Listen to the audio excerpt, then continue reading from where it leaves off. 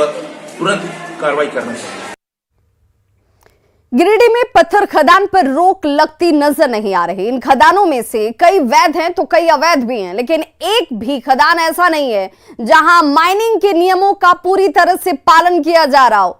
DGMS यानी कि खान सुरक्षा महानिदेशालय के नियम के मुताबिक 25 फीट से ज्यादा गहराई होने पर माइंस में बैरिकेडिंग करना जरूरी होता है ताकि कोई बड़ी घटना ना हो।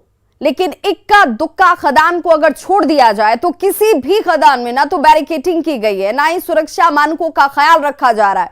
अब तक 12 से अधिक लोगों की खदान में डूबने से मौत हो चुकी है, लेकिन खदान संचालक इसे लेकर पूरी तरह से लापरवाह बने हुए हैं।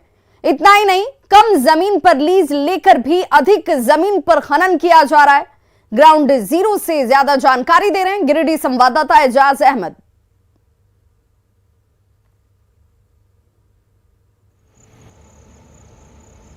गिरिडीह जिले में लगातार किस तरह से पत्थरों का अवैध उत्खनन हो रहा है और लीज कम भूपट्टे में लेकर के अधिक मात्रा में पत्थरों का उत्खनन किया जा रहा है, इसका लगातार मैं कवरेज करके आपको लोगों को दिखा रहा हूं। इसी कड़ी में आप देखिए कि ये जो जगह है राजधनवार प्रखंड के अंतर्गत आने वाली ये पारोडी है। आप खदान देख सकते हैं, सैकड़ों फीट की गहराई में है और यहाँ पर किसी भी प्रकार की बैरिकेडिंग नहीं की गई है और इसके अगल बगल में खेतीहर भूमि है।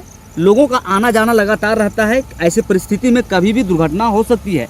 वहीं दूसरी ओर बता दें कि लगातार जिस तरह से पत्थरों का अवैध उत्खनन हो रहा है, यहाँ पे बोर्ड नहीं लगा है, लेकिन जब हमने बात की है संबंधित विभाग के अधिकारियों से तो पता चला है 1.29 एकड़ में इस लीज लिया गया है। लेकिन आप साफ देख सकते हैं कि किस तरह से यहाँ से लेकर के वहाँ तक लगभग 5 से 600 मीटर की इसकी लंबाई है। अगर बात करें तो 3.5 एकड़ से अधिक भूमि में यहाँ पे पत्थर का उत्खनन किया जा रहा है और कमोबेश यही हाल पूरे जिले के लगभग सब जगह पर है कि थोड़े से ज़मीन पे लीज लिया जाता है और जो पत्थर का उत्खनन है वो अधिक मात्रा में किया जा रहा है और इस प्रकार लगातार पत्थर माफिया है वो फल फूल रहे हैं। वहीं सरकार का करोड़ों का राजस्व नुकसान हो रहा है।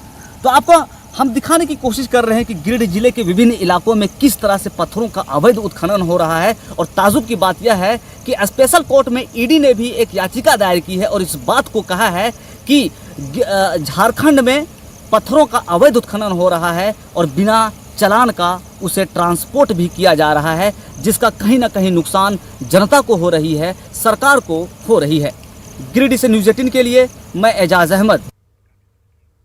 गढ़वा का बूढ़ा पहाड़ नक्सलियों के कब्जे से तो मुक्त हो चुका है, लेकिन इस इलाके के सरकारी स्कूल लापरवाह शिक्षकों का सितम झेलने को अब भी मजबूर हैं। और यही वजह है कि बूढ़ा पहाड़ से सटे इलाकों के आदिम और विलुप्त प्राय जनजाति के बच्चे आज भी अनपढ़ हैं, शिक्षा से दूर हैं। पढ़ाई नहीं होने से शिक्षा के स्तर में काफी गिरावट आई है।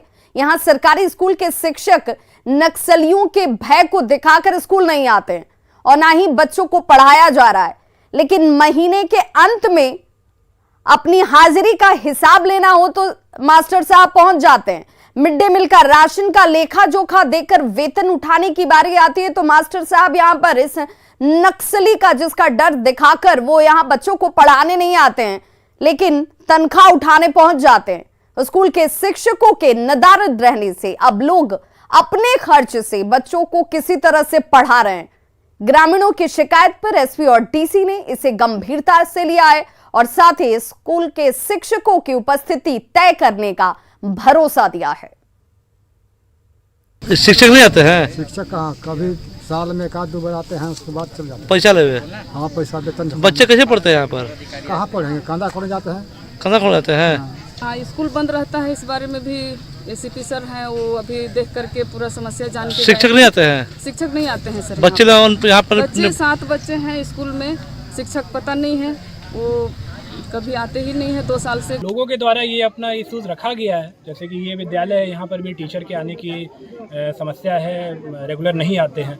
और भी कुछ विद्यालय में हम लोग को जानकारी मिली है, तो यहाँ पर जैसा मुखिया भी आज यहाँ पर उपस्थित थी, इस क्षेत्र की मुखिया, उनके साथ भी हम लोग की बात हुई है और आने वाले समय में फर्स्ट प्रायोरिटी यही रहेगा कि बच्चे जो हैं उनको शिक्षा जरूर मिले और इसके लिए जो यहाँ पर डेप्यूटेड टीचर हैं या फिर पारा टीचर है वो आए यहाँ पर रेगुलर ये हम लोग सुनिश्चित करने के लिए जो भी जब वापस जाएंगे तो जिला प्रशासन के साथ भी इस संबंध में बात करेंगे। देखिए, आपके माध्यम से ये जानकारी मिली है तो निश्चित तौर पे हम डीओ और डीएससी को इस संदर्भ में क्लियर डायरेक्शन दे देंगे कि जिन शिक्षकों की वहाँ पे पोस्टिंग है हम लोग इंश्योर करेंगे कि वो लोग वहाँ पे पहुँचे और